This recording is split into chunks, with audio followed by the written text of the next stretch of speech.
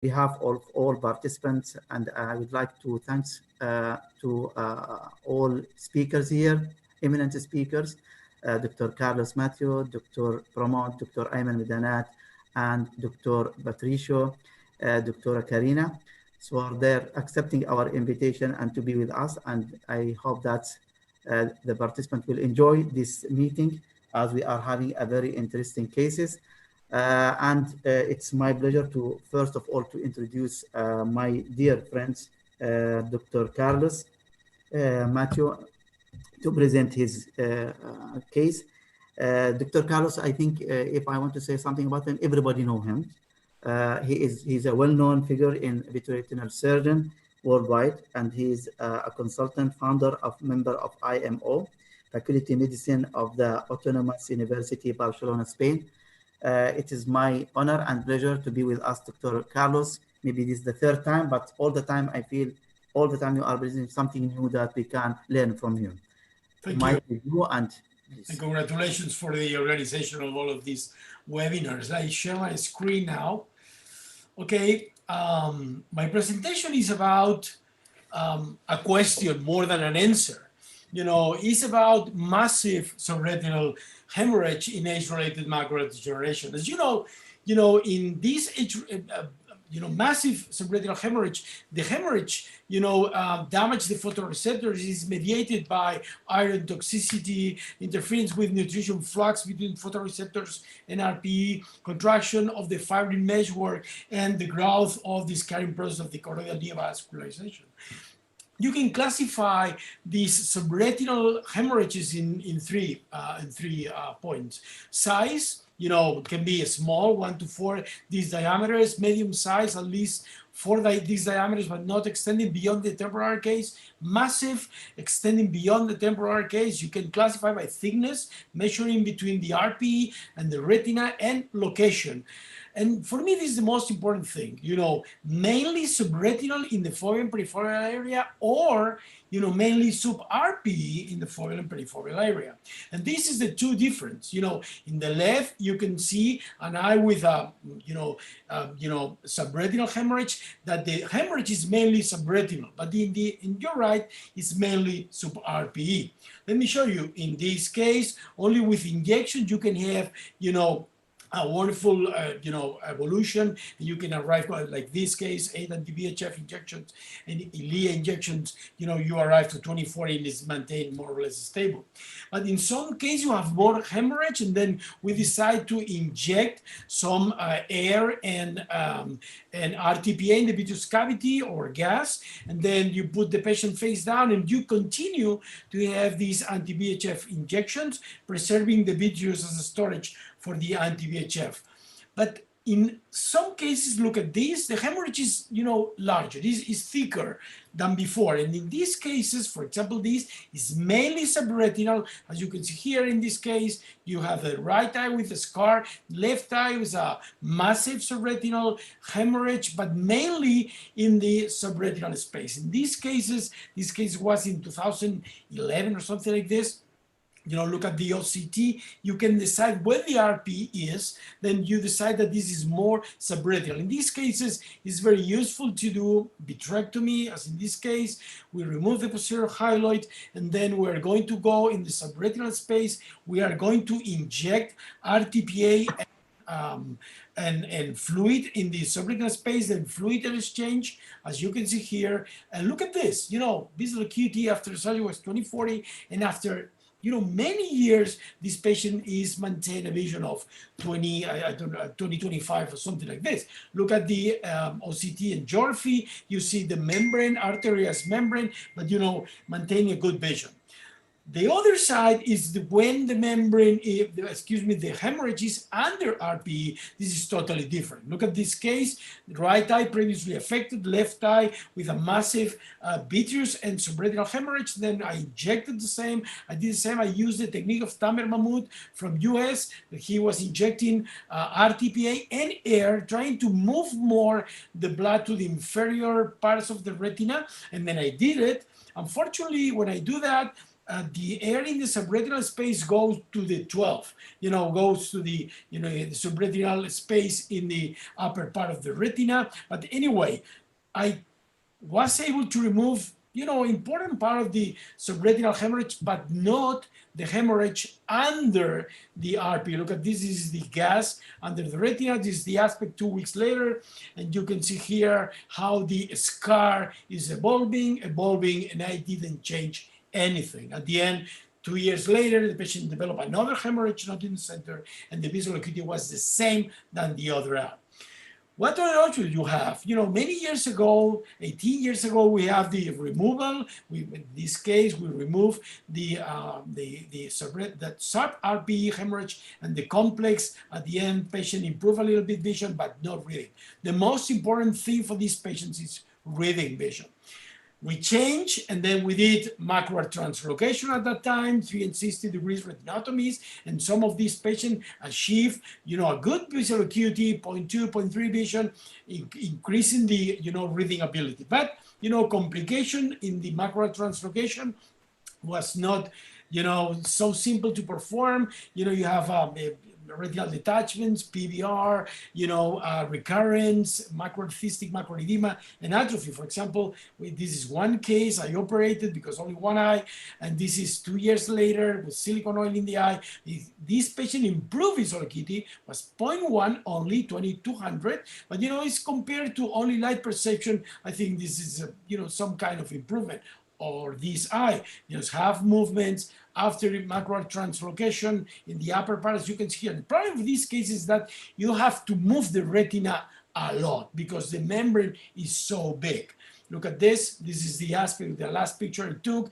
The patient developed also atrophy in the area where I put the fovea. Then my question to you is, what are you going to do in this case? Look at this massive subretinal. This 2 years ago. I had this case. The other eye previously affected. The hemorrhage was mainly in the subretinal, in the sub-RP space. Then this is the surgery I decided. This is a surgery of Rpe transplantation. This is an option for these kind of eyes because the surgery is composed, but we do the vitrectomy. Then we detach the retina, as you can see here. We touch the retina, making an infusion in the subretinal space. Then we are going to cut the retina in 180 degrees. We have to flip over the retina, as you can see here now. Some surgeons prefer to cut the retina with the scissors. We cut the retina with the vitrectomy tip. I think it's with the, these smaller gauge vitrectomy tips. You could do pretty well. Then, as you can see, when you move this, all the blood comes in the vitreous cavity. This is terrible. You spend, 15 to 20 minutes with seeing anything.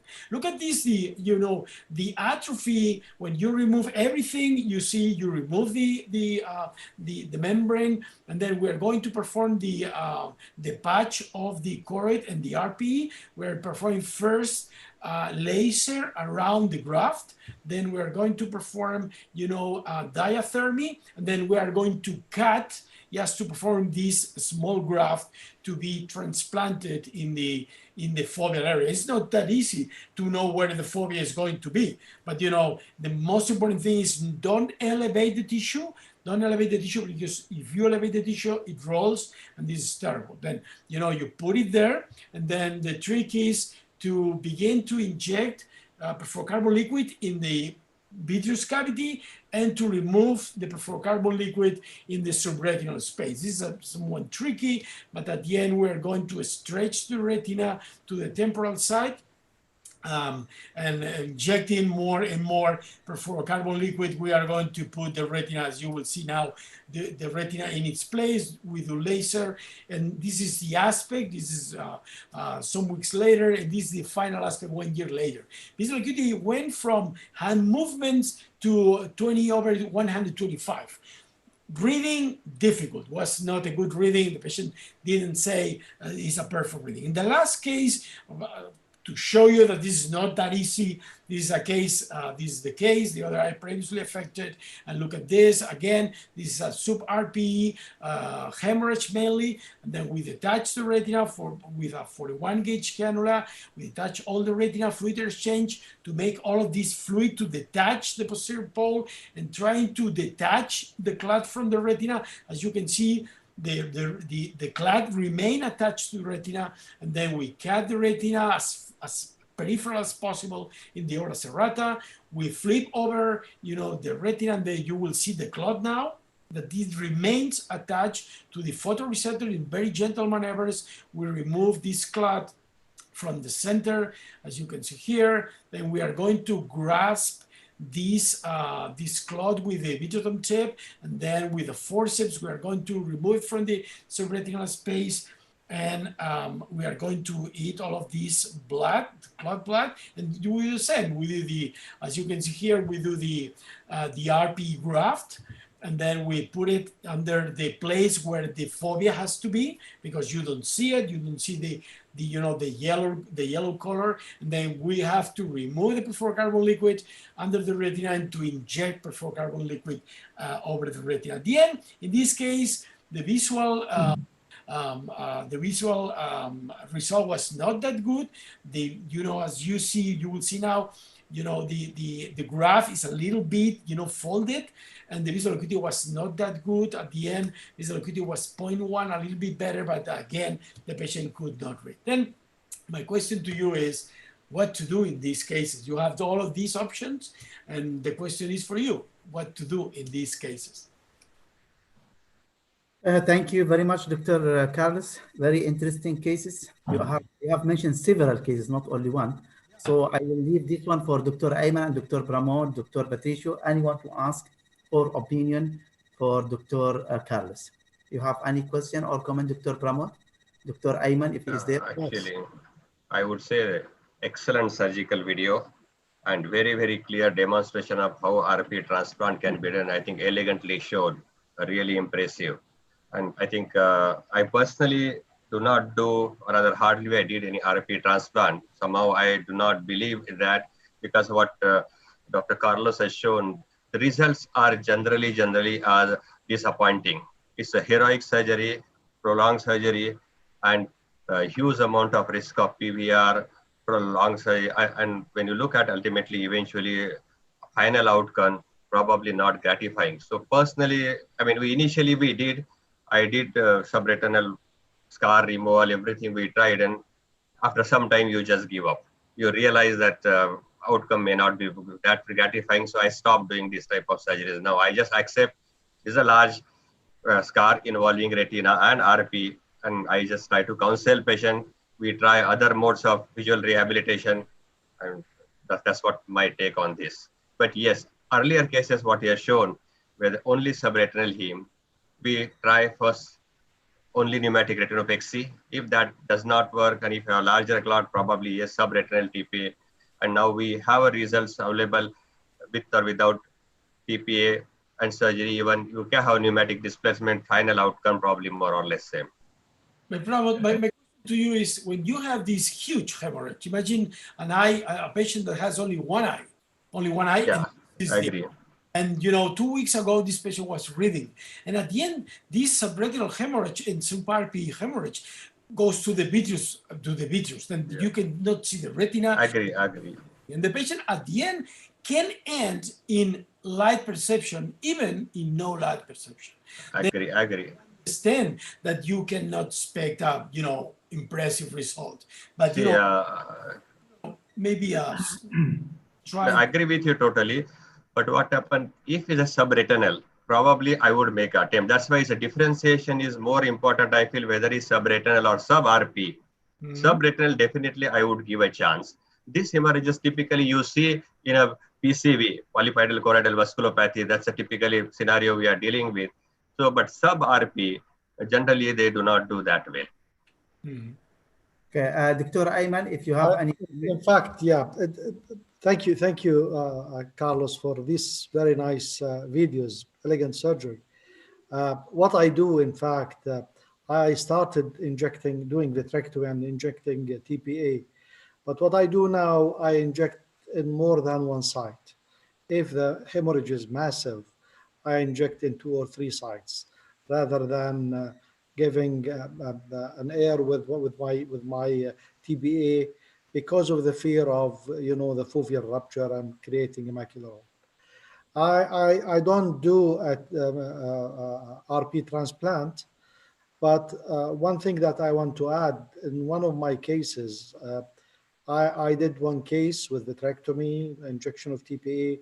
The patient improved from hand movement to 0.2 vision, but 2 months later she had a recurrence.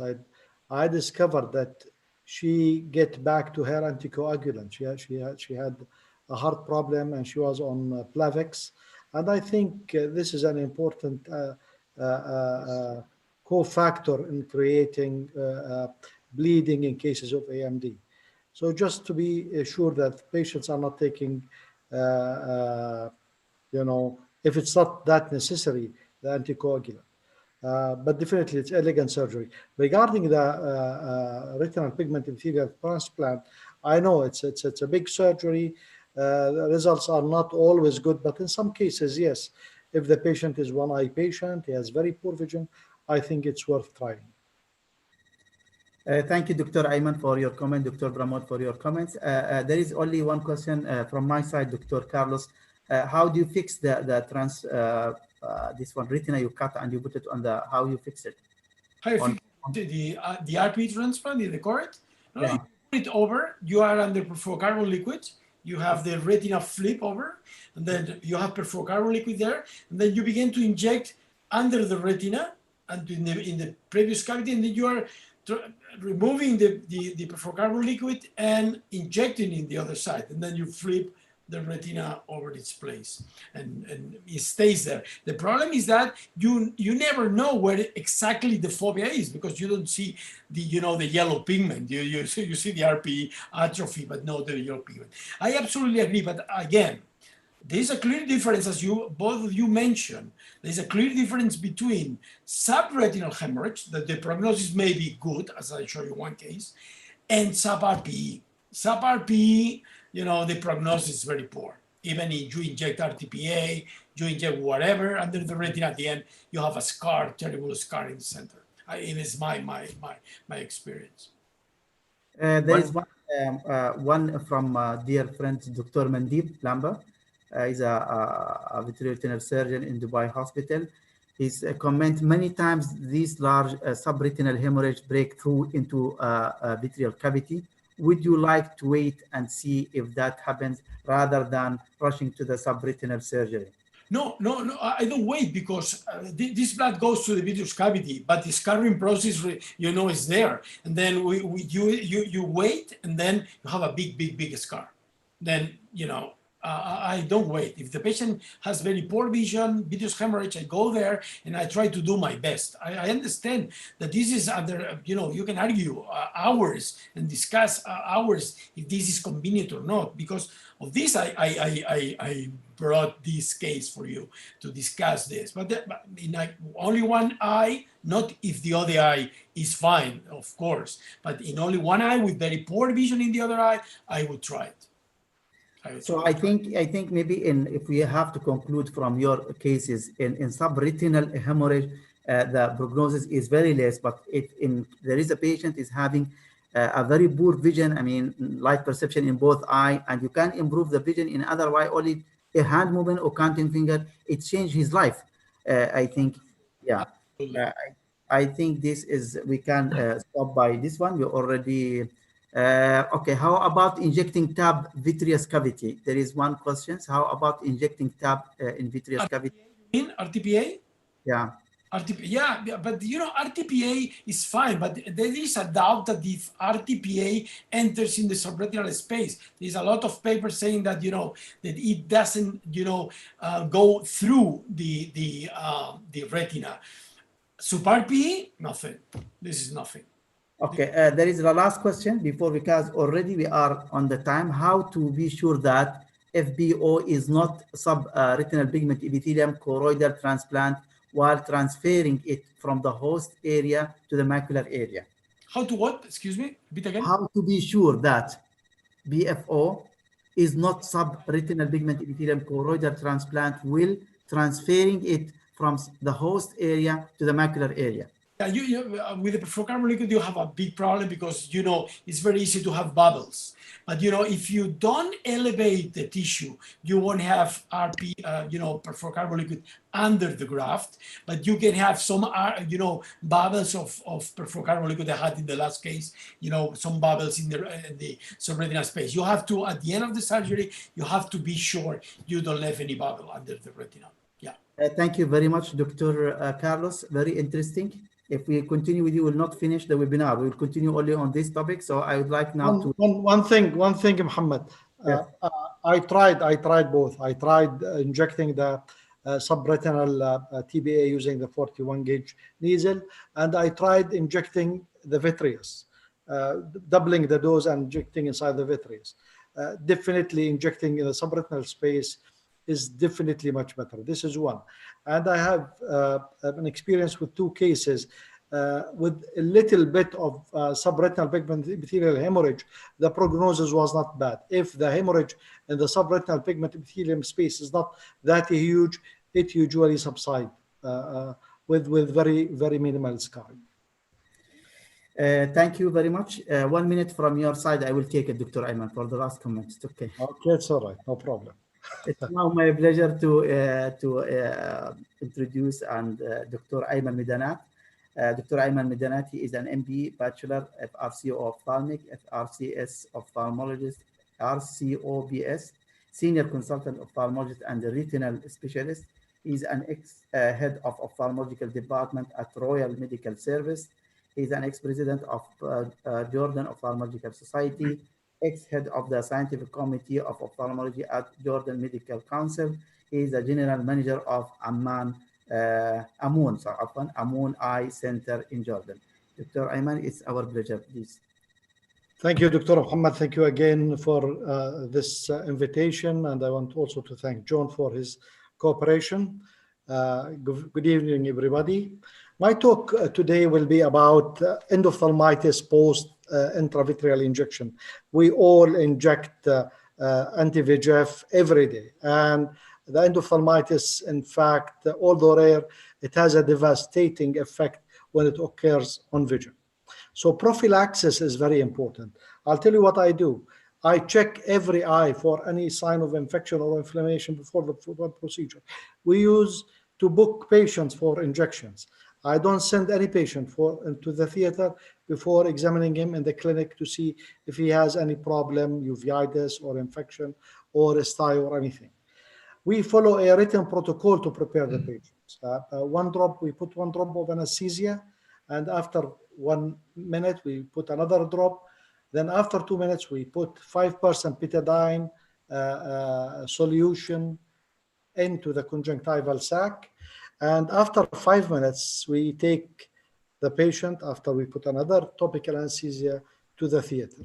In the theater, we do the painting with betadine, the draping in a sterile theater, or some of my colleagues, they do it in a sterile minor procedure room, no problem. Sterile speculum, and I sometimes do the 2 eyes. If I'm doing the 2 eyes, I do 2 sets of instruments and drapes. And another betadine drop, I put it before injecting immediately, and I don't wash it. Personally, I prefer to use sterile gloves and masks. I don't use any antibiotic drops, but sometimes I give artificial eye drops to help patients to wash the rest of the betadine from the eye. I found it helpful, in fact. This slide is showing, in fact, the causative organisms in cases of endophthalmitis post-phaco and post-intravitreal injection. We noticed that the coagulase negative staph is the most common cause in post-injections, comparing with the phaco cases. And we can notice that the strep bacteria is the second most common cause. Well, management. In endophthalmitis, there is 3 stages. The incubation period stage, and the acceleration, or what I call it, the fulminating period or stage, and the destructive period or the destructive stage. It's very important to start treating during the accelerating or fulminating period. We don't wait for the destructive stage to happen. Definitely vitreous biopsy and intravitreal antibiotics within 1 hour of diagnosis. I don't use, I found using needles is not helpful at all. 23, 27, it's not helpful, you know. In most of the cases, I use a small gauge vitreous cutter to take a vitreous biopsy, and we inject vancomycin 1 milligram, 0.1 mil, and ceftazidime 2 milligram, or cefotoxime. Recently, I'm using the cefotoxime. It gives a very good results. The endophthalmitis vitrectomy study guidelines does not apply properly for the post-injection endophthalmitis because of different incidence of causative organisms and clinical course. So the guidelines for vitrectomy and the endophthalmitis vitrectomy study does not apply correctly to our cases. But what I do, in cases I do vitrectomy, in fact, in severe cases, when the case is severe at presentation, like when we have less visual acuity, less than counting 1 meter, we have a significant anterior chamber fibrinous reaction, severe vitritis as shown by the ultrasound, severe lid edema, etc. Or if the patient or the eye is not responding or is worsening after giving intravitreal antibiotics, or if there is a persistent vitritis. This is where I do my vitrectomy. In fact, nowadays, you know, the techniques, everything is much more advanced than 1995 when the vitrectomy study appeared. I'll show you this case. This case is my case, in fact. This is a 75-year-old diabetic patient with bilateral diabetic macular edema. She had 3 Avastin injections 1 month apart in both eyes. She presented 5 days after the 3rd injection with pain and loss of vision in her right eye. This is her right eye. You can see the cornea is a bit cloudy, fibrinous reaction, hypopion, and the vision was counting fingers. I decided to go ahead and do vitrectomy for this lady.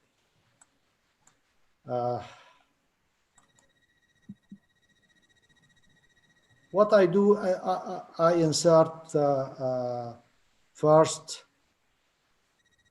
the stroker to try and take biopsy. I use, in fact, the cutter and without putting any irrigation.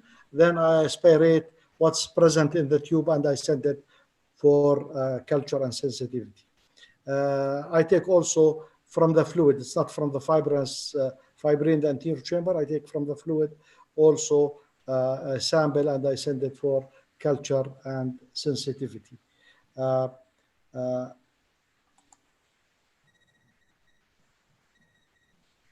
You can see when we went back to the vitreous cavity, there was a lot of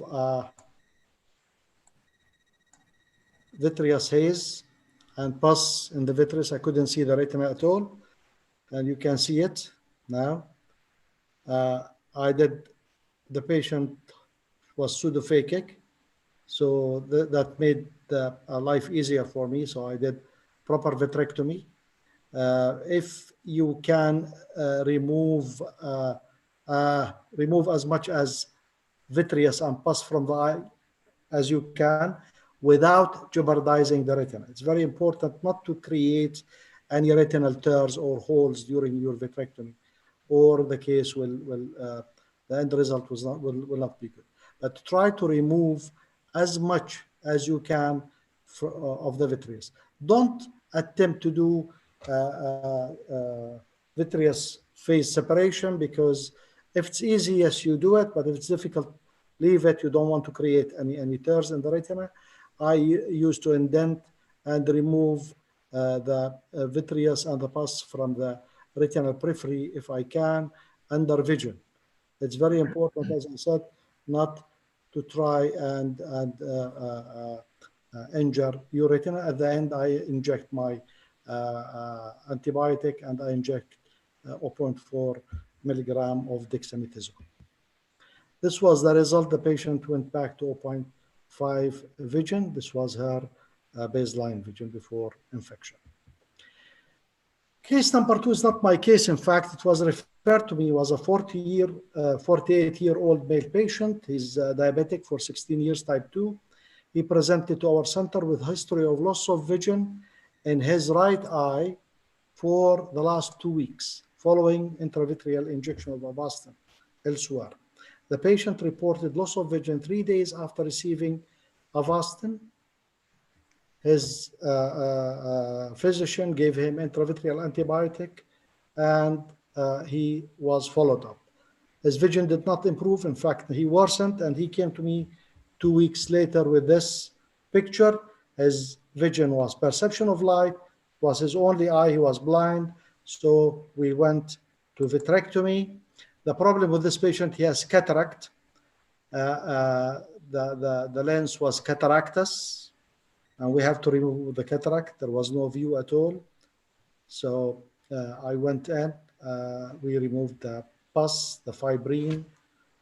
Of course, after taking the samples from the vitreous and from the anterior chamber for culture and sensitivity. The lens was a little bit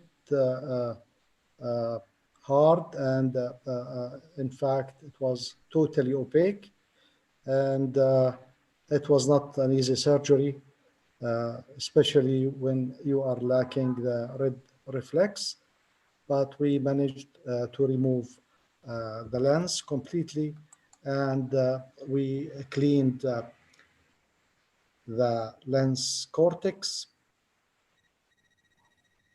You cannot see the cortex at all, but we managed to remove it. Going back to the vitreous, it was a hell. You cannot see anything. It's really all of it. It was totally opaque. The posterior part of the eye was full of pus, only pus. You cannot recognize where is the retina, nothing. So you have in these cases to be patient, to stay, try to stay in the middle, try not to injure the retina, because if you injure retina, if you create breaks, this is the end of the case. The patient will not improve that much. So in these cases, you have to be patient.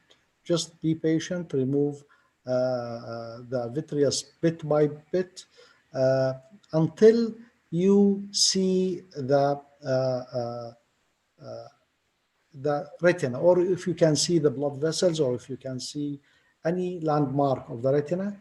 This would be your reference, and from here things might become a little bit easier for you.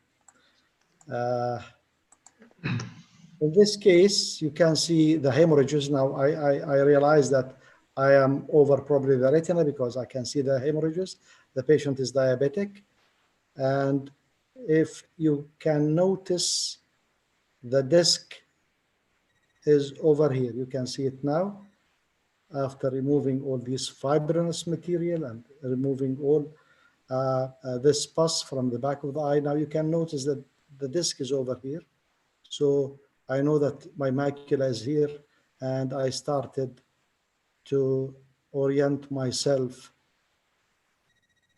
and the surgery becomes a little bit more easy. You can see the disc here. In this case, I indented also, and I tried to remove the vitreous and the pus and the fibrin from the retinal periphery as much as I can. And I inject vancomycin and cefotaxime and dexamethasone. This was, the culture was, in this case, Streptococcus viridans.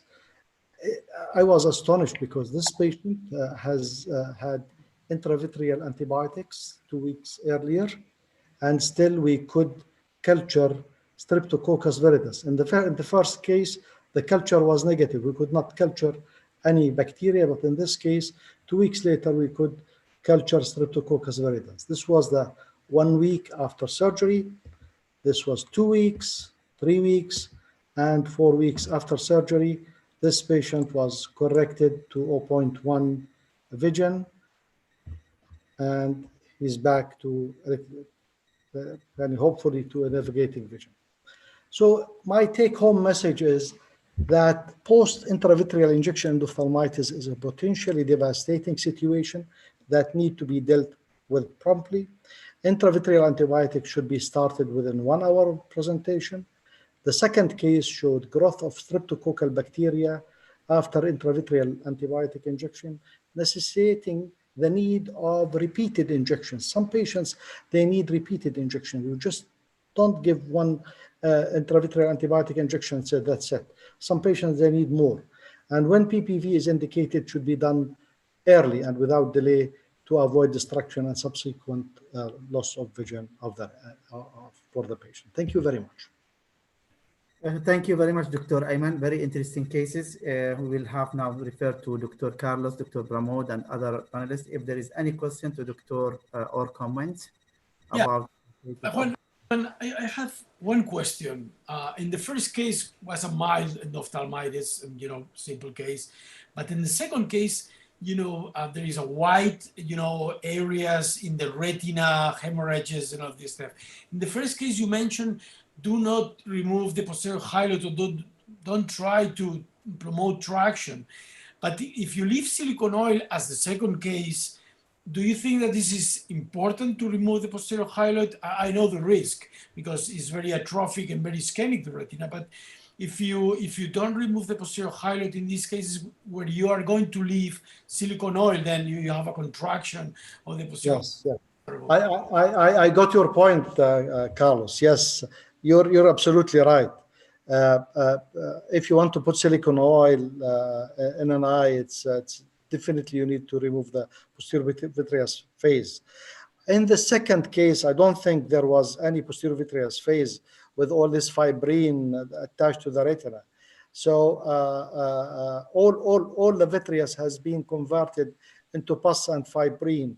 And as you noticed, I tried to remove every fibrinous material from the surface of the retina, so because I was intending to put silicone in that eye. In the first case, it was not that difficult case, although the vision at presentation was counting finger close, but the retina looked fine. There was nothing. There was no pus under the retina. The vessels, the disc was fine. In these cases, if you want to do posterior vitreous detachment, you can do, but I didn't find any reason to do that in the first case. And as I said, in the second case, I tried to remove as much of the remnant of the fibrinous vitreous from the surface of the retina as much as I could. Although you cannot definitely prevent scars and fibrosis post-op. So what I did is that I removed the silicone oil 6 weeks after this surgery. I showed you the photograph of the patient 4 weeks after surgery. He was recovering very well. So 6 weeks after surgery, I went in, I removed the silicone oil, and I put an IOL because I left the posterior capsule intact, and I put an IOL. And when I put an IOL also, I did a posterior capsulotomy, and I re-inject antibiotic again. The patient is well, and his vision is 0.2, and he's happy, and I'm happy. Thanks God. We were lucky. Thank you, Dr. Ayman. Thank you, Dr. Okay, any question? Yeah, Dr. Patricio. Dr. Ayman, nice talk. Thank you for your presentation. How long you wait before deciding on going ahead for a second or a third injection? And then when you go for them, do you take samples from the vitreous for culture? And if you do they come positive? This is the first time I had a positive culture after intravitreal antibiotic injection. I was astonished, in fact, to get when the report came back to me that the patient have Streptococcus viridis. I want just to, before answering, want to raise one important thing, that Streptococcus viridis is present in the oral cavity and upper respiratory tract.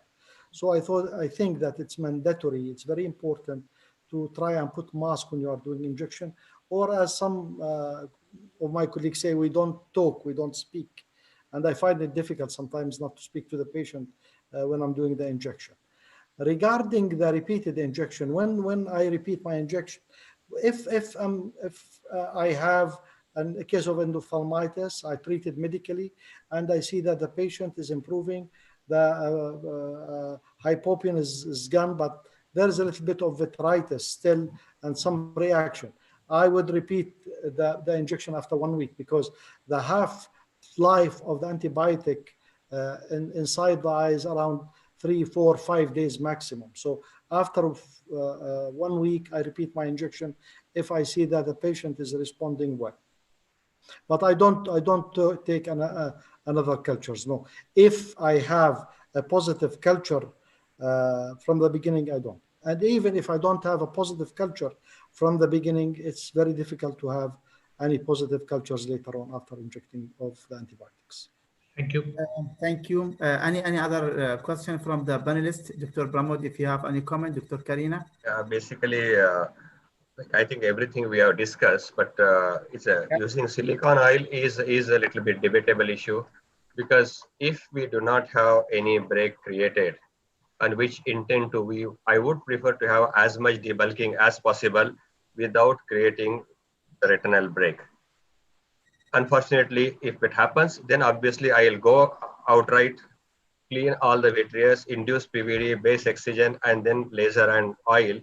But as far as possible, I would stop most of the time. Once I start seeing retina, reasonable debulking, I stop there. There are few published reports that intentionally doing base excision and filling silicone oil and 360 laser, and they have quoted few good results. But personally, I still prefer to be conservative when dealing with these eyes, because the retina is inflamed. If necessary, yes, second sitting, I'll go inside to remove the remaining debris. But as a primary setting, I would prefer to have as conservative as possible.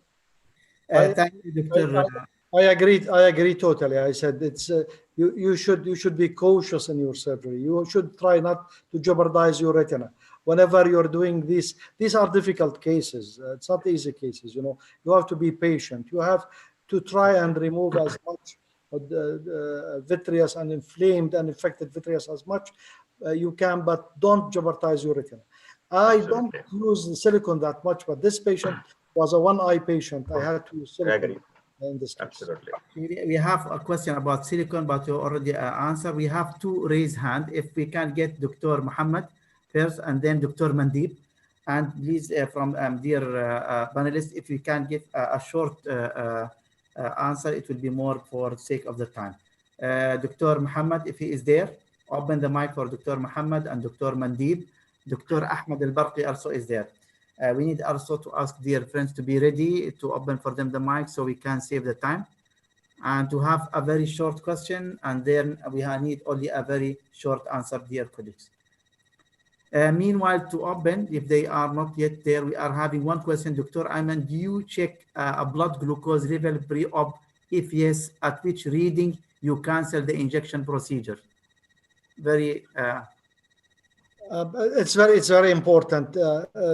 If the patient is having hemoglobin A1C 10 or 12, I still give my injections, but I tell them to control their diabetes, because I cannot wait. Sometimes it takes weeks, takes months for hemoglobin A1C to go below 7. So you don't delay treatment. You give the treatment and you instruct the patient to control his blood sugar. Okay, Ahmed Al-Barqi is there on live. Hello. Ahmed, مساء الخير. تفضل حبيبي. السلام عليكم. Hello, السلام عليكم. Thank you so much, Dr. Ahmed. Habibi, Dr. Ayman. Thank you so much, and thank you for Carlos. Very interesting cases. I just have a very, as Dr. Muhammad said, very short question, quick questions regarding the second case, Dr. Ayman. Yes. Doing phaco in endophthalmitis case, it's very challenging, and especially in those cases that you have endophthalmitis post-injection. So it means that this patient was doing OCT regularly. So the density of cataract does not that much to get OCT picture. So do you think that doing phaco in endophthalmitis with everything is inflamed, corneal endothelium is not healthy, iris Do you think it could be this postponed or trying to do it, avoiding this, or what do you think? Excellent question, Ahmed. In fact, if the cornea is clear, if the lens is clear, I don't attempt to remove it. Even if there is a little bit of lens opacity, I would leave it. But in this case, there was a significant cataract. I couldn't leave the lens because if I left it, I would not have done a vitrectomy at all. So I had to. You've seen it. It's a hard, completely opaque lens. I had to remove it. Okay, thank you. No, just taking just one. We're taking cue with Dr. Ahmad what he has a doubt he now said, and you said lens was wobbly. Do you think probably like previously if OCT could be done considering lens was reasonably bigger and now on table you have a dense cataract is probably secondary to inflammation, or probably previous injection led to lens touch as well and then this cataract is related to that? In fact, anything could happen, and I think this patient had some cataract before. Is diabetic, and I think the inflammation has aggravated his lens opacity. Can you open for Dr. Muhammad or Dr. Mandi, please? Please, Dr. Mandib, if you are there, just unmute yourself, please. Dr. Mandib or Dr. Muhammad. Good afternoon, Dr. Amri. Yeah, good evening, gentlemen. Yeah, my question was regarding silicone oil. So that was already discussed with Dr. Pramod Bhinde. So I think that's done. You can go ahead. Thank you. Okay. Did you second the case had? Okay, this is the one. Right. Thank you, Dr. Mandib. Can we have Dr. Muhammad if he is there? Meanwhile, we are having whether IOL could have been implanted in a second case or not. Not at the first sitting. I did not. In fact, I don't advise implanting a lens in such cases and very, very severe endophthalmitis. An IOL was implanted at the time of silicone oil removal. It was a secondary implantation. Yes. Okay. We have another question. Why silicone oil was used as a tamponade in a second case? Because the patient is a one-eye patient. He's a one-eye patient. I need him to see. I could not use gas. It would be difficult, and the silicone oil itself is antibacterial. When you are, it acts against bacteria whenever you put silicone oil, so it helps. Okay. Also, I need a very short answer, Dr. Ayman. How many times we can give IV antibiotic? What are the parameters that determine number of injections? I know you answer part of it, but how many times do you think we can go before you decide? In fact, yes, this is an excellent question. In fact, you can go up to 2-3 times if you find that your vitritis is decreasing and patient is improving. But if after the first or second intravitreal antibiotic injection, you find that the response is not that much, you go ahead and do vitrectomy. But you can go up to 1, 2, 3 times. You can, no problem. Because as I said, the half-life of antibiotic inside the eye is not more than 5 days. That question he was asked by Dr. Qasim Al-Hamouri, so he is sending a regard to you, Dr. Ayman. Dr. Qasim is a dear colleague, and we work together. Tahiyyati ilo. Okay. If a patient was not one eye, in which patient silicone oil is used? Again, sorry, I didn't follow. If a patient was not one-eyed, yes, in which patients silicone oil is used? In cases as the first case, in fact, I showed the 2 cases to show that early vitrectomy is really, the results are much better. If vitrectomy is indicated, you have to do it very early because you don't want to reach the destructive stage as in the second case. Any severe endophthalmitis as the second case, I prefer to use silicone oil. Okay. We need the last question because we are having many questions and we are already exceeding the time. Dr. Ayman, you know, you are presenting all the time a very interesting case. So we are taking time more than what is supposed, but it's our pleasure. What is the debate in using antibiotic drops pre-op? My recommendation he is saying, my recommendation is to use bisfloxacin suspension drop, which can penetrate between lashes and give you a guaranteed pre-op sterile sac. What is your opinion? Want your opinion, okay? I'll tell you. There was a study comparing the ofloxacin to ciprofloxacin. They found that ofloxacin is better used as a prophylactic, although there is no definite study to show that it's working as a prophylaxis. But some of our colleagues is using it 24 to 48 hours before surgery as 4 drops, and they are using it half an hour before surgery. They are using ofloxacin. Now, the levofloxacin has more ability to penetrate the cornea. So they are using also levofloxacin 1 day and half an hour before the start of surgery. How much this will prevent endophthalmitis, it's not clear. Okay, thank you, Dr. Ayman. Also, that question also from my dear friend Qasim Al-Hamouri. Anyway, thank you. Now I would like to introduce my dear friends. If you can start sharing your Dr. Pramod. Dr. Pramod is a consultant ophthalmologist, director of vitreoretinal service.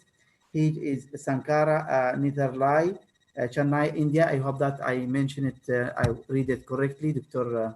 Pramod, and appreciate you are accepting our invitations. The mic. Thank you very much. Am I audible? Shall I start? Yeah, please. Yeah. Yes, yeah, it's a short presentation. Now we have a 60-year-old male, had a right eye, had a squint surgery 35 years back, had a cataract surgery with IOL implantation 7 years back, and he had a radial segmental buccal for superior temporal retinal detachment in 2011. Subsequently, he had exposure of the buccal along with recurrent detachment, so he underwent buccal removal for exposed buccal, followed by vitrectomy and rebuckling along with silicone oil injection. Now, day 1 post-surgery, intraocular pressure was normal, retina was attached, but he had a 360-degree choroidal detachment, probably secondary to inflammation previously and added on vitreous surgery. So he was treated with topical steroids and cycloplegics and also put on systemic steroid anatapering doses. Over 1 week or 2 weeks, with this management, choroidal detachment reduced, especially nasal part and inferior quadrant. So subsequent follow-up at 1 and 2 months, vision improved to 612 and 6 in the right eye. Anterior segment was quiet, pressure was normal. Fundus examination revealed clear vitreous cavity, attached retina, but he still had a persistent choroidal detachment in temporal part and superior quadrant. And the condition was status quo at 3 months, 4 months, and 6 month follow-up. And so that was a stage. 8-month follow-up, when conditions remained like that, he was referred to us for further management. And when we examined him, he was asymptomatic. Vision was 624 and 6. Intraocular pressure was normal. As you see here, anterior chamber, it's a pseudophakic eye, absolutely quiet eye here. Fundus examination, what you see here is choroidal detachment on a temporal side and superiorly. Inferior retina is attached. And if you see, this is a meniscus, incomplete field of the silicone oil. So that is what a picture here. Ultrasonography we did to check why the choroidals are. So as you see, elevated choroid here and equilucent suprachoroidal space. And rest of inferior retina was attached. And now we have a question. What could have caused this persistent, apparently serous choroidal detachment, and how to manage? Probably, I think I stop here. We can have some discussion and then we go ahead further. I complete my case later on. Okay. I stop sharing for a while. So maybe we'll take few debate and then we'll proceed further. Dr. Ayman, if there is any comments or what you will do. Carlos, if this is the case and came to you, what are you going to do? This is, I think, the question of Dr. Pramod. Am I right? Isn't there Dialox drugs or something, some drugs in the for the controlling the pressure or something? Well, he is a no systemic disorders, and he was not on medication when he reported to us. No medication for the eye at all. Mm-hmm. And because to remind you, it's an 8-month post-surgery follow-up, and eye is absolutely quiet except choroidals. I never saw a case like this. If there is no oil under the choroid. I don't understand. So I saw some cases with silicone oil under the choroid. Then they stay forever. Let me ask you, Pramod, about the intraocular pressure after removal of the buccal the first time. Did you have any hypothesis? When a first time patient was up, because he was operated outside, so I do not have that information. But immediate post-operative patient pressure was always normal, never hypotony or not even high pressure. Somewhere between recorded pressure is 12, 14, 16, so not really high pressure. My second question, how is the general condition of the patient? Is he hypertensive? Patient is absolutely healthy, no systemic disorder at all. Nothing. Yeah. And this choroidal hemorrhage happened just suddenly? Well, no. From the first day of surgery, whatever notes we could go through, he had 360-degree choroidal detachment with a steroid, systemic and topical, inferior and nasal choroidal detachment subsided, but superior and temporal choroidal detachment persisted. And that persisted till almost 8 months, till he reported us.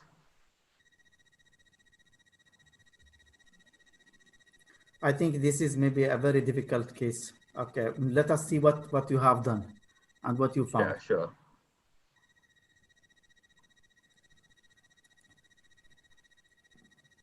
There is a question, could it be buccal related?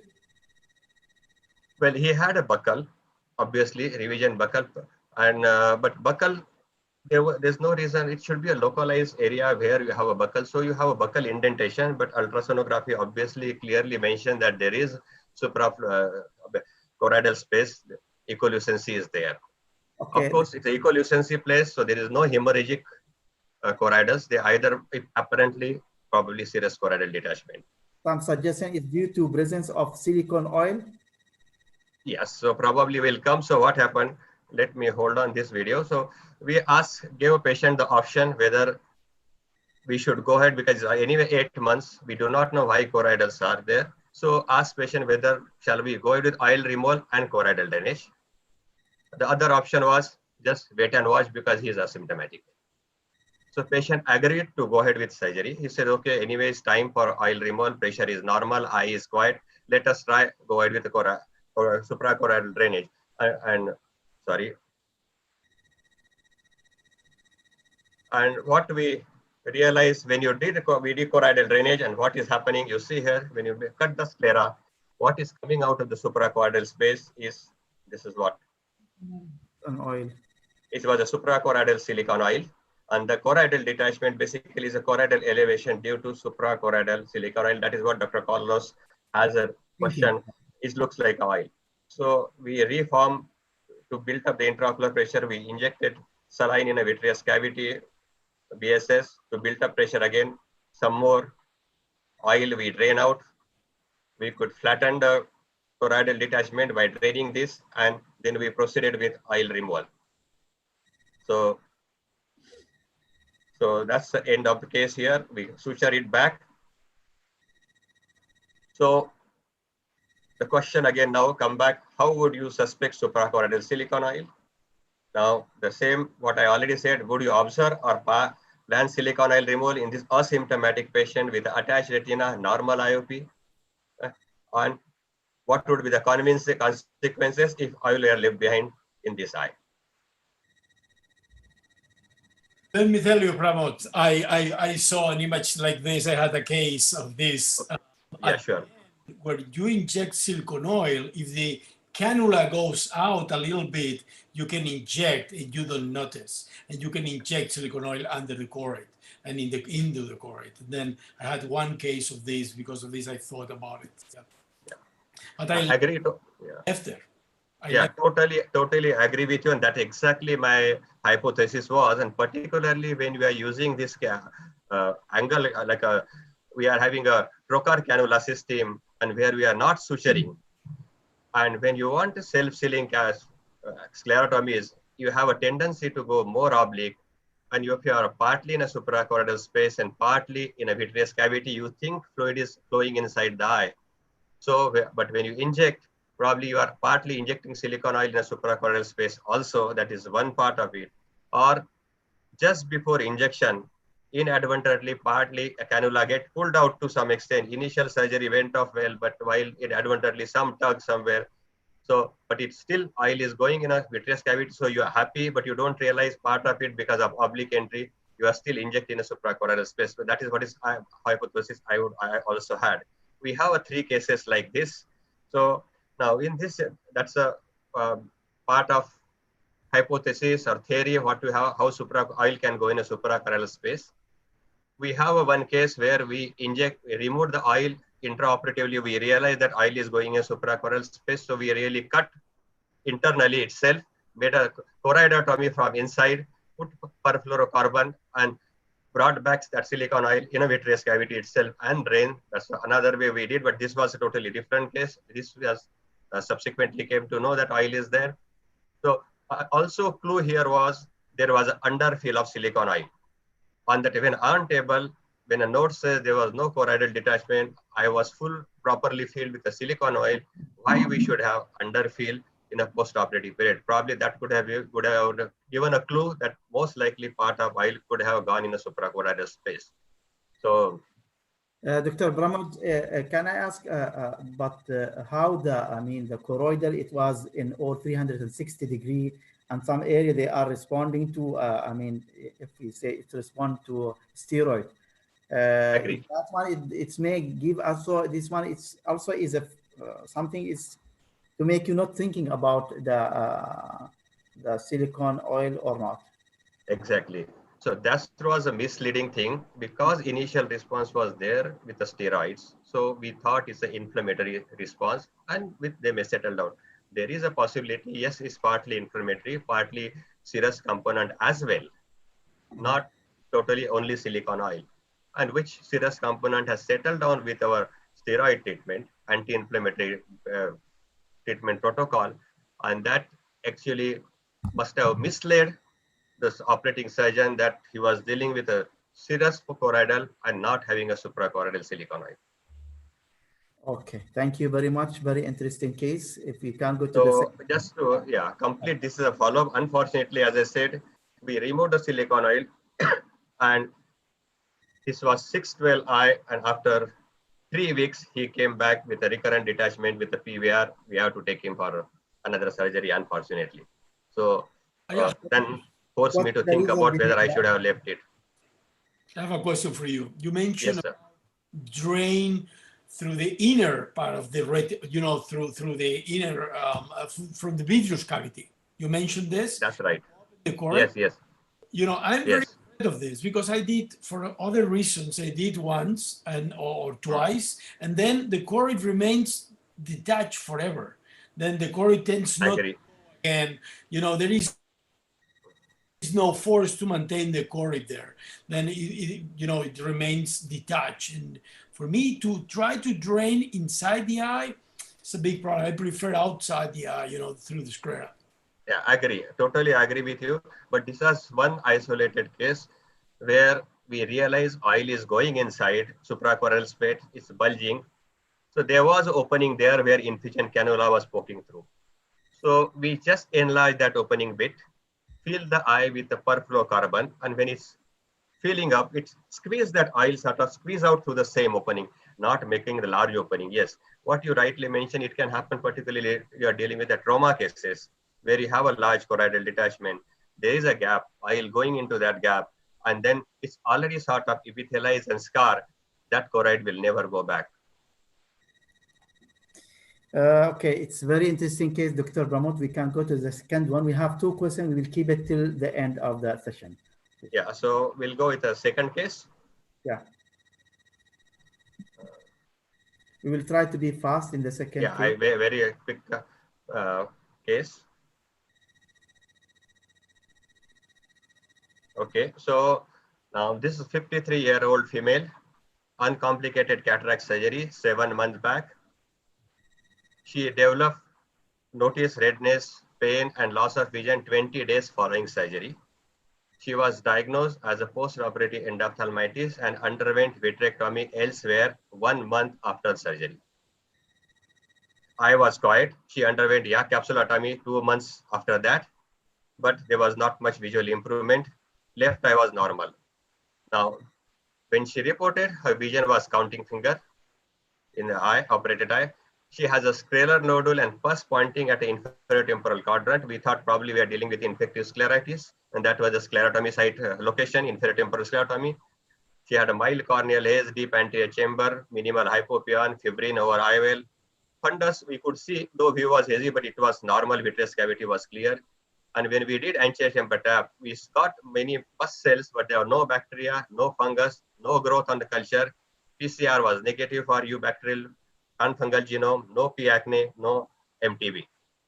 But the scleral scraping, when we send for a culture, it shows all here is a acid-fast rods.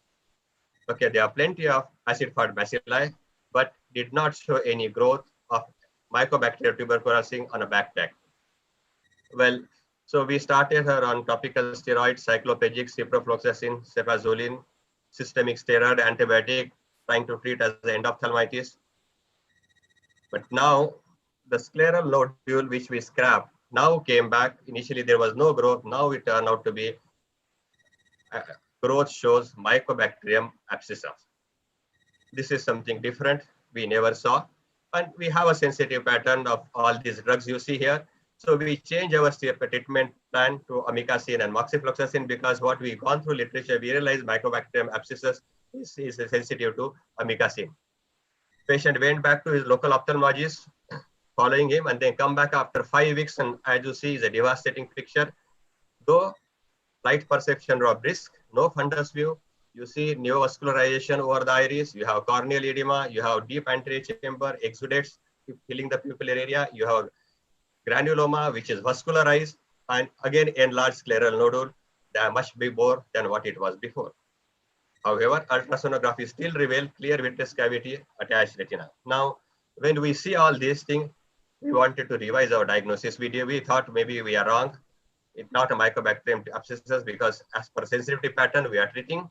So we want to revise probably whether we are dealing with fungus, whether we are dealing with another tubercular galloma, we did not know. So we decided to go ahead again scrapping. We did revitrectomy. This time we removed intraocular lens also, and whatever pupillary membrane, wanted to do clean job. So again, IOL and vitreous aspirate, no growth. PCR of vitreous aspirate, negative for any organism. So we decided because there is no fungus, let us continue with amikacin and moxifloxacin. But sprayed acetate we cut down because we're still not sure whether what we are dealing with. So we just nominal dose twice a day.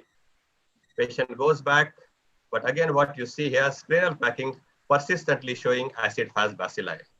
So we did DNA sequences this time, all this confirmation, something like take a hits, shock protein 65 and restriction fragment length polymerization, which is targeting HSP65 gene, which is very specific of Mycobacterium species. It's a non-tubercular Mycobacterium species. They are very specific. I can't go in detail because I'm not a microbiologist, but this is what our microbiologists conveyed, that you are dealing with non-mycobacteria, non-tubercular Mycobacterium, and they put it as a Mycobacterium abscesses.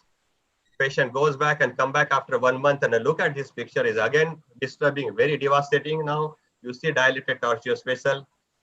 This is now abscess or nodule, scleral abscess here, corneal section, limbal section, cataract section has given up, thick pupillary abscess and membrane, and no fundus view, but still ultrasound shows attached retina, clear vitreous, hardly any vitreous echo.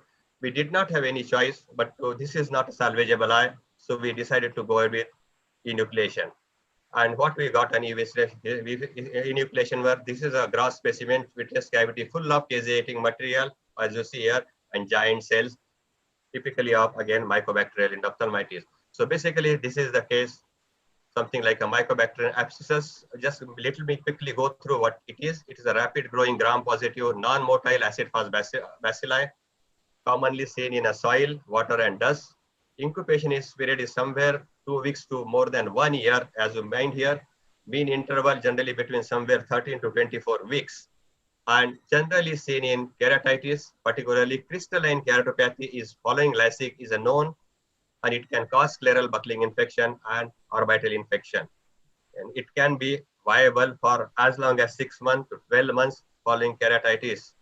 So extremely difficult to culture and treat. Amikacin supposed to be very susceptible, almost 81%, followed by clarithromycin. But very typical here and interesting, something called that inducible resistance over time. There are a couple of reports showing that initially organism is sensitive to clarithromycin, but after a couple of weeks or same culture, after 2 weeks or 3 weeks, you see then organism is resistant to clarithromycin, something they use the word inducible resistance over time. So there are a lot of penetration. So generally have a delayed onset endophthalmitis. Generally again entry during your cataract surgery when you open the section, your patient can present with perivasculitis, little bit vitritis, vitreous cells over the disc, chorioretinal infiltration, and choice of drug is obviously topical amikacin and systemic also moxifloxacin and amikacin if necessary. And typically with vitrectomy and antibiotic, intravitreal antibiotic, systemic antibiotic, there are quiescence, it get quiescent, but they have a stages of quiescence and you have recurrences, waxing, waning course, and eventually almost all the report I could look through, these eyes eventually over a period of maybe 1 month, 2 months, sometime up to even 6 months, eventually go through evisceration and enucleation. Who generally over poor prognosis because higher incidence of misdiagnosis, delayed diagnosis, and in spite of having a sensitivity pattern with you, somehow these organisms do not respond that well to those sensitive organisms, to the antibiotics. And also cluster or colonies are seen behind the iris, they remain dormant. And as you stop the medication or organism develop resistance to the drug, again, they flare up and come back with recurrent inflammation. So that is what one case I wanted to discuss, something different than what routinely we see. Thank you, Pramod, for this interesting cases.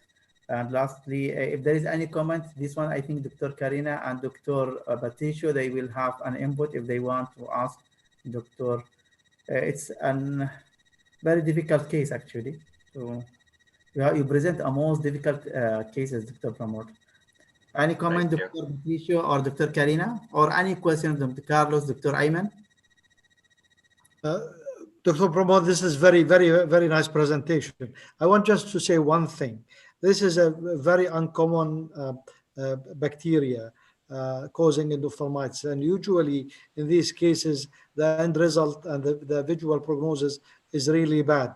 This bacteria grows in water and dust, and most of the time the contamination probably is due to the surgical instrument itself. The patient, everything has been done, but the patient is unlucky to have this type of infection. Usually in this type of unusual bacteria, the prognosis is really bad. Very interesting. Yeah, and that's exactly consistently what you rightly mentioned, entry of the contaminated instrument. That's why you have the scleral nodule where inferotemporal sclerotomy site probably consistent.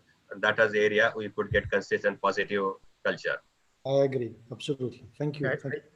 I wonder if we are dealing with a granulomatous disease, and I'm sure Dr. Karina will have something to say, covering this resistant germ with several different antibiotics and maybe systemic steroids, if they can have any role in a granulomatous disease? Yes, probably. Yes, probably. When you look back, I agree. Yes, because when I was going through literature, but all these things happen, we discuss once we experience this and time has lost. And when you look at it, I was looking through literature.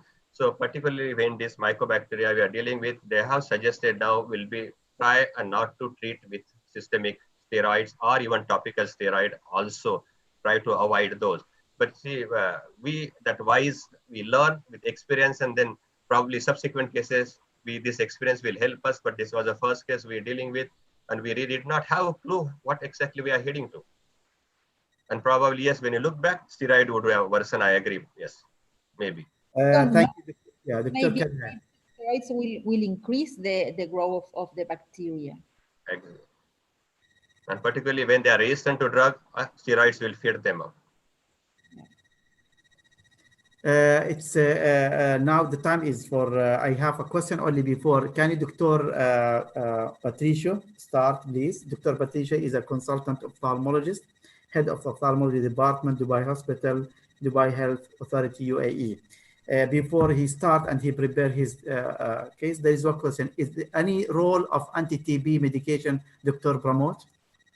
Well, I don't think because non-tubercular Mycobacterium, there is hardly any role of anti-TB treatment. Generally, we do not.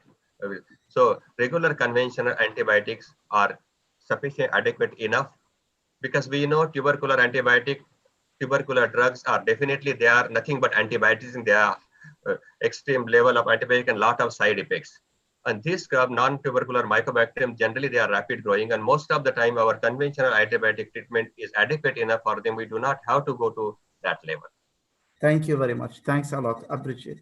Now, Dr. My dear friend Patricio.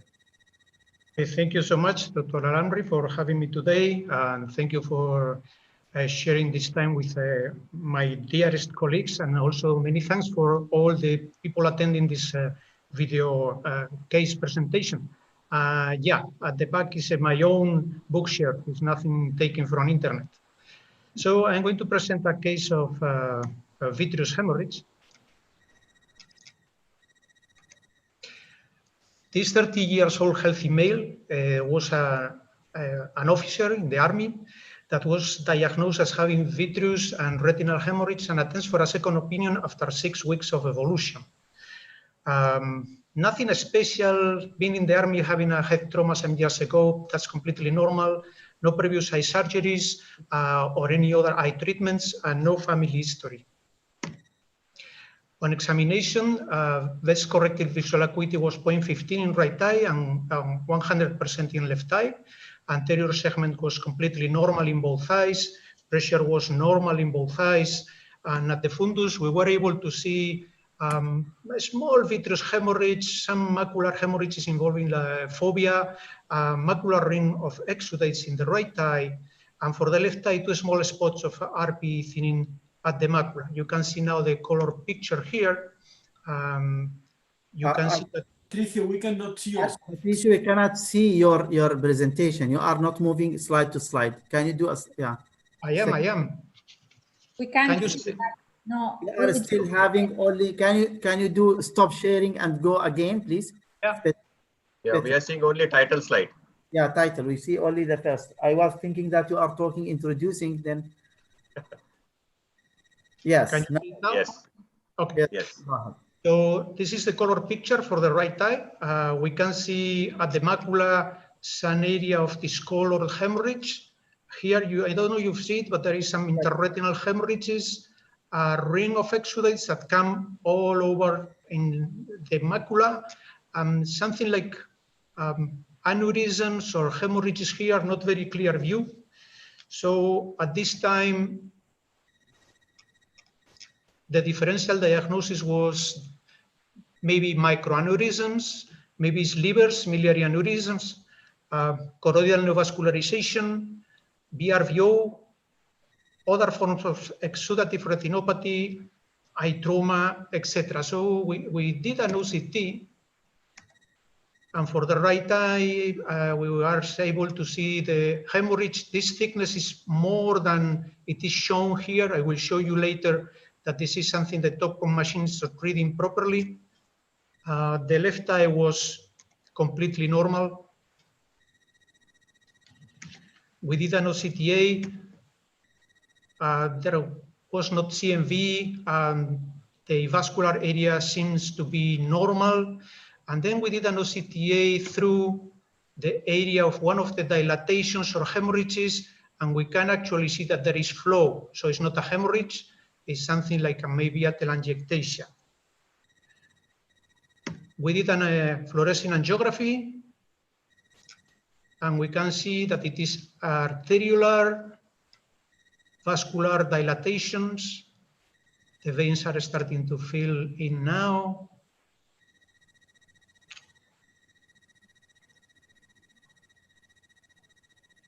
You see the enlarged vessels there, dilatations. For the white field, we can see that the dilatations are not only limited to the macula, we have some superotemporal vascular dilatations, inferotemporal, and nasal with some areas of capillary non-perfusion. Left eye was normal. This is a small area of RPE thinning here.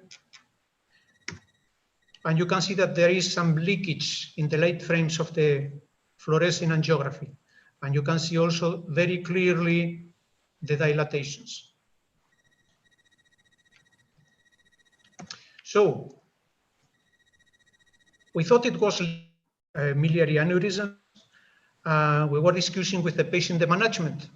Observation alone, maybe intravitreal steroids, intravitreal anti-VEGF, past plana vitrectomy with hemorrhage or subretinal hemorrhage drainage, and maybe laser to the other areas which were asymptomatic at that time at the peripheral retina. So the patient didn't want to take any day off, and finally we decided on going for intravitreal anti-VEGF. I'm going to show you the OCT at presentation again, which is this one. And then after the first intravitreal injection, we can see that there is some intraretinal fluid. The thickness, as I said before, the Topcon machine is showing 309 microns. But if you actually come with a ruler, you see that it is 391. So it's not reading properly. It's thicker than it looks. We gave the patient a second injection. This is the before injections. This is after the first injection. And this is after the second injection. We can see that the retina has become thinner. The area of elevated retina is less and less, but there is some retinal thinning, some organization, and some scarring. So this is the outcome after 2 injections. Visual acuity did not improve. It was down from 0.15 to 0.10, but the macula seems to be more stable.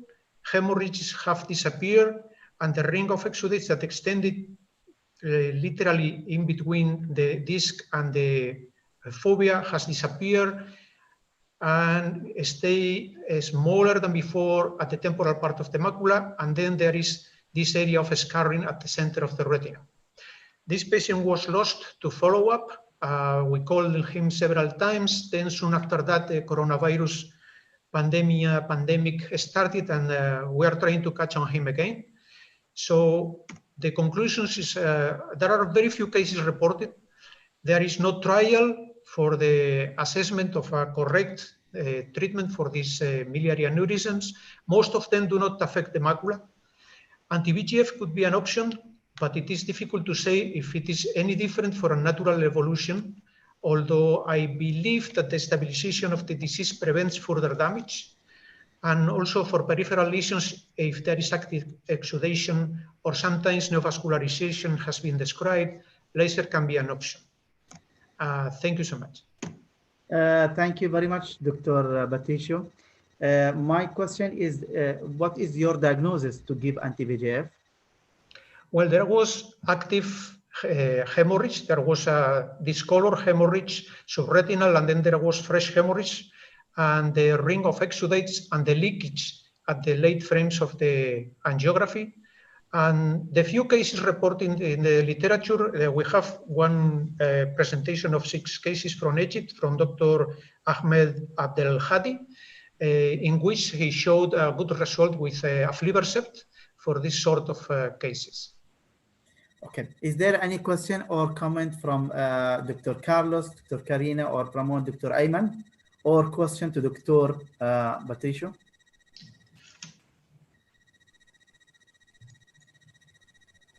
I also have a similar doubt.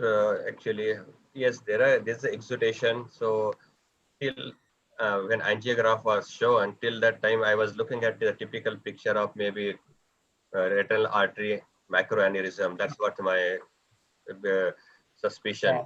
Yeah. And looking at the exudative ring and the central taut and dilated vessels, we could see. But when you have an angiography done and you see those multiple dilatations, then it changed the diagnosis. But with this diagnosis, again, I also, whether it's a natural course hemorrhages got absorbed over a period of time or whether anti-VEGF really helped, I'm not sure, because personally, I feel there may not be much role of anti-VEGF in this type of cases. Yeah, I absolutely agree. As I said, we discussed all the chances, all the therapeutic options with the patient. What actually motivated me to go ahead with something is that he was an officer, active officer in the army. I agree. And it was the right eye, and he was not a left-handed person. So he really needed the visual acuity in the right eye.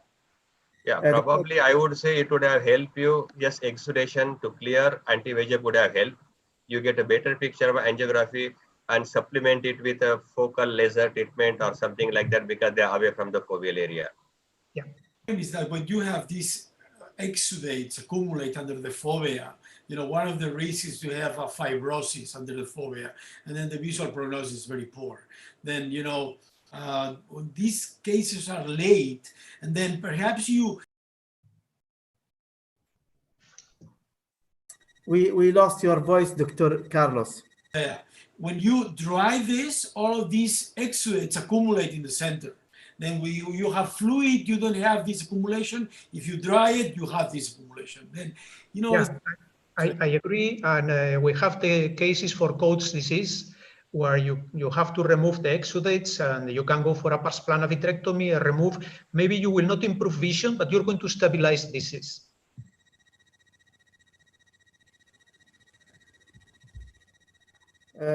Okay, is there any comments, any other comments? There is one question, Dr. Carlos, you are with me? I'm with you, yeah. Okay, Dr. Patricio, is this a case of FRAM? I don't know what's that, from Dr. Salem Al-Mutairi. What is these letters? What are these letters standing for? That's why I didn't know. Is this case of, I don't know if someone know about this abbreviation, FRAM? No, I think these are a kind of inflammation of the middle retina. I think it's not that. Okay. This is a typical case. Is a male, is unilateral, is relatively young. It's the typical case of a Leber's miliary aneurysm. I mean, it's not female, it's not 60 years old, it's unilateral. So it fits with the diagnosis of Leber's. Okay, can we have the last question? Is there any role of focal laser directed on macular, I think, MA in such cases? If yes, could please share the parameters? Yeah, I have treated not these Leber's in this case. I have treated macroaneurysms with focal laser. I don't burn the aneurysm. I go just peri-lesional until I get a whitish reaction. The power depends on the thickness of the retina, and that's something you have to titrate when you treat the patient. Every patient is different.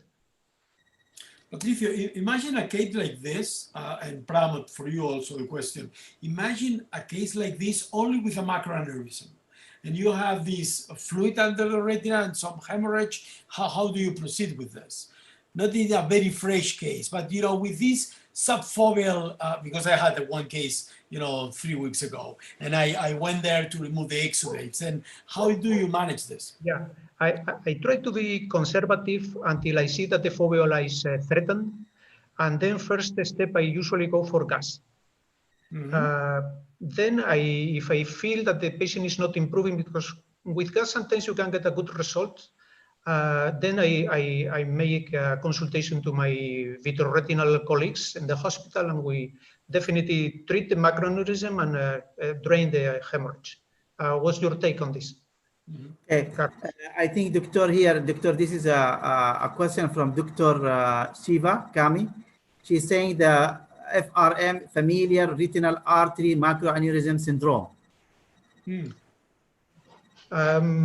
I think that with the peripheral lesions we saw at the Whitefield fluorescein angiography, the area of ischemia, again, I feel that it fits more with Leber's by the patient's profile. and the absence of any other relative with any other affectation like this. Okay, there is one last question. Could it be Urban syndrome? I doubt it. So I think we get now to the end of, thank you, Dr. Batisho, for this case. It's very interesting, something new, very rare. Thanks for sharing with us this case. Now we can have Dr. To present, dear colleagues and friends, Dr. Lilian Karina. She is an MD Associated Staff Physician, Eye Institute, Cleveland Clinic, Abu Dhabi, Clinical Assistant Professor of Ophthalmology, Cleveland Clinic, College of Medicine Case, Western Reserve University. So Dr. Karina, mic with you to present your case. Thank you very much. Thank you so much. Thank you for the invitation. I am learning a lot from this meeting. So let me share my own case. This is a case of, this is a non-surgical case, and I would like you to know my patient. The first time I met her was around March 2019. She is a 22 years old, so far healthy female, and she was referred to one of my colleagues in neuro-ophthalmology to assess that something was not good with her right optic disc. She has a long history of bilateral intermediate granulomatous idiopathic uveitis, and she has been treated by intravenous steroids and several doses of intravitreal anti-VEGF. Response to treatment was partial as per the reports she had with her. So she was advised to switch her treatment to the intravitreal dexamethasone implant. And also she wanted a second opinion from us about her case. So this is her very first ophthalmic evaluation with us. Visual acuity was normal, 2020-2025. IOP was normal and little bit low. No, both anterior segments were quiet with no keratic precipitate so far. 1+ vitritis in each eye. And let me show you how the fundus looked like. So the first thing you can see here is that the details are a little bit blurred because she had 1+ cells in the vitreous cavity. Also, there are some opacities in the vitreous. In the right eye, you can see here, and several in the left eye. And so she had a history of granulomatous uveitis, so maybe these were snowballs floating in the vitreous. You can see also that the optic discs are very hyperemic, and the right one, the borders are not well defined. And you can see here at the very far temporal and inferior periphery in the right eye, some fresh retinal hemorrhages. So we proceed with OCT of the optic disc, and although the machine is saying this is within normal limits, these discs are abnormal, are very elevated discs, mostly the right eye, but also the left one. If you see the OCT macula, this is the right eye. Again, the profile, it is preserved, but there is very important perifoveal thickening. And in this part, in the nasal aspect of the macula, you can see a little bit of neurosensorial detachment because something is going on with her right optic disc. Same for the left eye profile, it is preserved, but important perifoveal thickening, which is a sign of inflammation. Next step, we proceed with fluorescein angiography. And here you have in both eyes, widespread small vessels retinal vasculitis. In the right eye, I know it's not very easy to see in this picture, but see here how there is a very clear demarcation between the vascular and avascular area of the retina. So probably there is huge area of ischemia here. And you can see hyperfluorescence, late hyperfluorescence coming from the optic disc with leakage of fluorescein. And this is the hallmark for optic disc neovascularization. And this was why she was referred to assess the optic disc.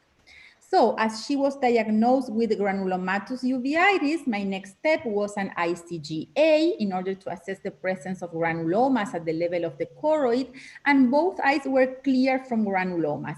This is the right eye at 15 minutes, I'm sorry, because the left eye, it's at 9 minutes. And in order to rule them out, you should wait for the 14, 15 minutes frame. But trust me, there were no granulomas at the choroid. So we have a young female with bilateral intermediate granulomatous uveitis, complicated by retinal vasculitis and retinal neovascularization. Which are your differential diagnoses for this case? Can this be tuberculosis? Well, we know that tuberculosis is quite frequent in the area, and retinal vasculitis can be one of the manifestations of ocular tuberculosis, so it is possible. Can this be sarcoidosis, which is a kind of non-infectious counterpart for tuberculosis, but they share some clinical features, so it is another possibility. Or maybe our colleagues, they were right, and this is a case of idiopathic inflammation. So I asked for some blood tests, and everything was normal. Even the acute inflammatory markers, they were normal. Quantiferon was negative, so I ruled out tuberculosis with this, and AC and lysosine were normal. So with this clinical scenario, I proposed for her to start systemic treatment for her disease with a combination of systemic corticosteroids, oral prednisone 70 milligrams per day, which is around 1 milligram per kilo per day, according to her weight, mycophenolate mofetil 2 grams per day, and one more dose of intravitreal anti-VEGF in the right eye, because as you have seen, there was active optic disc neovascularization. She was in agreement, and we proceed with this. So in April... Can I interrupt you, Dr. Karina, here, please, if you don't mind? Yep. What is now your diagnosis to start this kind of medications? If you till here, what you put in your mind? Idiopathic. Idiopathic. Yeah. Okay. So in 1 month later, she comes back for monthly follow-up, and okay, the situation is a little bit better because you can see more clear details of the fundus because of the prednisone. So we have less vitreous inflammation, but still we have something in the vitreous here and something here. Still we have hyperemic optic disc, and still but of course we do not have any more the neovascularization, so no need for further intravitreal anti-VEGF treatment. So if you see 1 month later, the optic discs are still elevated. So it was not the neovascularization, there's something else besides. Both optic discs are still elevated, no changes at all in perifoveal thickening, and she was under 70 milligrams of prednisone, and same for the left eye.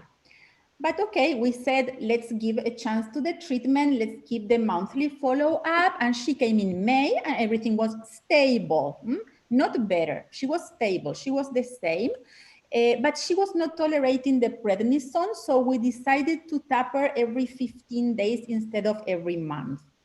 In June, she was clinically stable, but not better. And when she comes for her follow-up in July, while on 20 milligrams per day of prednisone and same dose of mycophenolate, which is a very high dose, 2 grams per day, she has a relapse, okay? And this time, visual acuity was excellent, pressure was still low.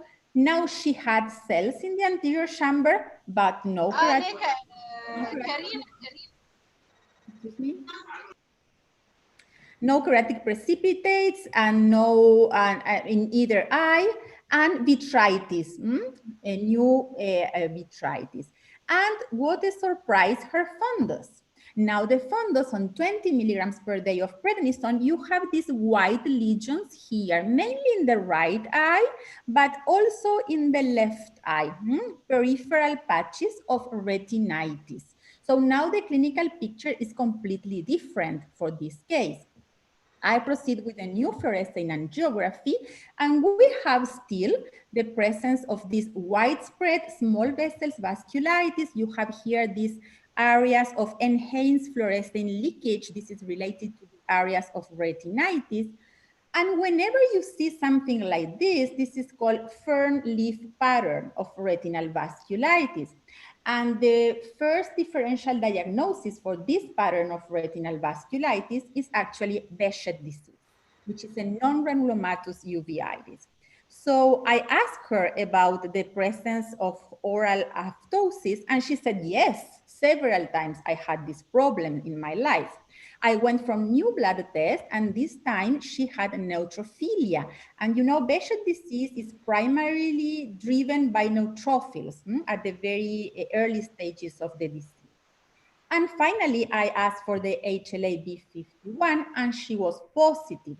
And although this is not part of the diagnostic criteria for Behçet disease, we know that having this marker positive increased the risk of the patient of having the disease. So now the most probable diagnosis was Behçet disease, and this is the 2018 update of the EULAR recommendation for the management of the disease, and it clearly says that in any patient with Behçet and inflammatory eye disease affecting the posterior segment of the eye should be on a treatment regimen such as azathioprine, cyclosporin A, interferon alpha, or monoclonal anti-TNF alpha antibodies. No one of these drugs were given to the patient. That's why she was kind of stable, but not improving. The only drug that was actually doing something for her was the prednisone. So which is the role of prednisone, of systemic glucocorticosteroids in Behçet disease? They should be used, but only in combination with azathioprine or other systemic immunosuppressives. But as you see here, there's no place for mycophenolate in Behçet disease. And this is the answer why she was not improving. So for those who are interested in Behçet disease, I recommend this nice chapter, which has been written by me and was published by the time I was dealing with her. So all the things I am describing is written here, and I was not seeing that in my own patient. So as I recommend in this chapter, I put her in oral azathioprine, and I started straightforward subcutaneous adalimumab for her. And I decided to continue tapering the prednisone because really she was dealing very bad with the corticosteroid. Usually in this kind of patients, you will increase your corticosteroid, but she was really not able to do that. After 3 months, of the proper treatment, this is how the fluorescein angiography looks like. So see only peripheral areas of small vessels vasculitis in both eyes, no signs of neovascularization. So even though we have a very ischemic peripheral retina, under proper management of inflammation, there's no stimulus for retinal neovascularization. See how nice are the optic discs now, are completely normal. And keep in mind that Behçet disease has central nervous system manifestations. So most probably these elevated discs were part of neuro-Behçet. We did for her MRI and everything, and there was no clear signs of neuro-Behçet, but this could be one of those signs. Macula, again, perfectly normal in both eyes. A very discrete epiretinal membrane here in the left eye, but her visual acuity is 20/20, and she's doing great, and we are just thinking about how to taper her systemic medication now. So, my take-home messages from my case. First of all, always question your own diagnosis as well as the one of the others, because all the features of Behçet disease were present at the very first slides I show you, but I was somehow driven by her report. Try always to reach an etiologic diagnosis and treat accordingly. Your results are going to be better if you know which disease you are treating, because not all immunosuppressants are good for any kind of inflammation. If you do not have a clear response to treatment, you might be doing something wrong. Don't think that all diseases are very difficult to treat and all your cases are difficult. Maybe you are not doing the right treatment for your patient. Always talk to them, because I told you at the very beginning, she was a healthy lady, but I haven't asked her about oral apoptosis. So if I do not ask, she probably will never report this to me. And keep in mind that you will not find those things that you are actually not looking for. And then finally, do not allow a single tree to hide the whole beauty of the forest. Thank you so much, and I am happy to answer your questions. Thank you very much, Dr. Karina, for a very interesting case. Actually, we have several comments I have to deliver or to mention to you. Now we already diagnosed the case. There is some suggestion, maybe it is MS case. I think this one not anymore. There is one very important. There is one, he say, Dr. Muhammad Hamad. There is no sign of granulomatous uveitis. He mentioned that at the early, he was not seeing any granulomatous there. And he said there is also another Dr. Salam Notari. We need to do MRI to rule out any other things. Very, very important comments. Dr. Shiva, she said, you know, maybe her, you know, Dr. Shiva from Dubai, and she's saying that Behjat disease. This is her diagnosis even before you mentioned. So I want just to mention this one for you. And granulomatous uveitis is not associated with Behjat, and this is well known. Granulomatous disease, but then let me share my screen once again. So I agree, Behjat is a non-granulomatous uveitis, but wait a minute. Because there was something in one of my first slides that I thought someone was about to ask me. What was that? Well, I cannot share, I don't know why, but the question is why you had those things in the vitreous at the very beginning. So what is this?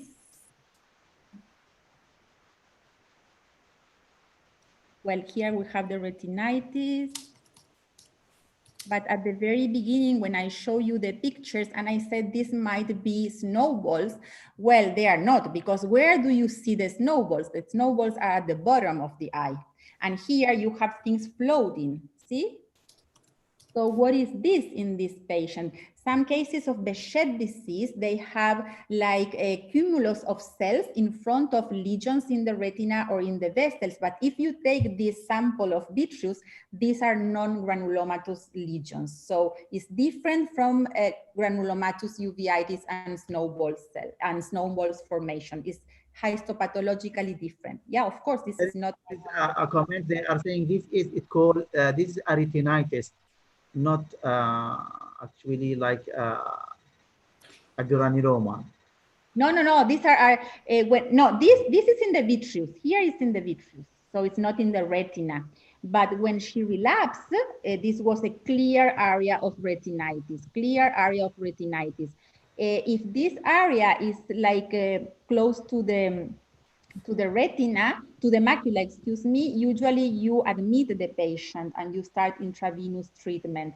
I decided to follow her up because this was very peripheral and she responded, and we were very lucky because we got the adalimumab very, very fast and she responded excellent. In the first dose of adalimumab, this disappeared, but these were clear areas of retinitis, yeah. Okay, thank you very much, Dr. Karina. Just can you stop share the slide so we can have a group discussion? I have one question for you. Why do you use anti-VEGF in the beginning when you are saying it is an idiopathic uveitis? Because the treatment with anti-VEGF was aimed to target one complication of the inflammation, which was the active optic disc neovascularization. Once you have the inflammation under control, you will not have further stimulus to develop neovascularization, but you have to treat this neovascularization. It could be treated by steroid rather than anti-VEGF as a part of treatment of uveitis if you think it's autoimmune. You mean using intravitreal steroids? Yeah. The problem is that you do not have a clear diagnosis and you will add probably cataract. So once the patient develops cataract, it will be even more difficult for you to reach a diagnosis. Okay. Is there any question to Dr. Karina? Can I ask Dr. Karina a question? Karina, thank you very much. This is really a very interesting case, and this is the first time I can see clearly the fan leaf appearance in cases of Behçet disease, which is really interesting. My question, we know that Behçet is a panuveitis, usually, and in most of cases we see an anterior chamber and an anterovitreous reaction. How frequent do you see just the posterior segment involvement in Behçet disease without anterior segment involvement? Here, I can say that I have seen Behçet disease in my own country, in Argentina. I have seen them in France and now here. And of course, we always test the same HLA-B51 and it's positive all around the world, but I am not sure if the phenotype of the disease is the same in different races. Having said that, I can say that here it's very common to have only vasculitis. I can remember my few patients with the hypopion and with the cells and whatever, and all the panuveitis of Behçet. Here, mostly it is a retinitis, a severe retinitis, and of course, occlusive retinitis with areas of ischemia and with the neovascularization, but mostly it's vasculitis more than retinitis. Thank you, Karina. Very interesting. Okay, Dr. Batisho, yes. Can you just unmute yourself, please? Yeah, thank you very much for this very nice presentation, Karina. Do you have a step ladder approach for the use of immunosuppressants, or you just jump directly into the biologicals when you see Behçet's affecting only the eye? Depends on the diagnosis, because for some diseases like Behçet disease or HLA-B27 disease affecting the posterior segment of the eye, we know that they respond very well to the anti-TNF. So if the diagnosis is clear, if there is posterior segment affection, why not? I mean, they respond very well. So the answer will be depends on your diagnosis. But this is one of the most clear indication for anti-VEGF. And for that, you have all the recommendations from the EULAR group. Okay, Dr. Karina, we have another 2 questions. We want just a very short answer, so we are running behind the time. It was an excellent talk. From Dr. Salim Al-Mutairi, posterior uveitis or Behçet is better to treat with diseases comment with anti-TNF, but anterior uveitis, so immunosuppressive can work. What is your comment about? Anterior uveitis? Well, if anterior uveitis is very recurrent and you have already ruled out the posterior involvement, I mean, there's a normal fluorescein angiography, and the anterior uveitis is recurrent and you need to put the patient on topical steroids very frequently, maybe you will need another immunosuppressant systemically because you will have side effects from the topical steroids. Then you are not supposed to go for anti-TNF in Behçet if your involvement is only anterior, but why not azathioprine? Azathioprine is well known to have excellent effect on Behçet disease. Okay, maybe it will be the last question for you, if it is for you, I think, this one. Did you consider laser to the low perfusion area?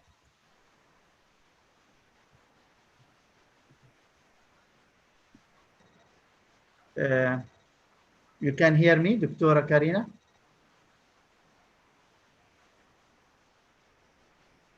Hello? Yeah, I'm sorry, I completely lost the connection. Okay, I thought I am the one who lost connection. Okay. So the question is, do you consider laser to the low perfusion area?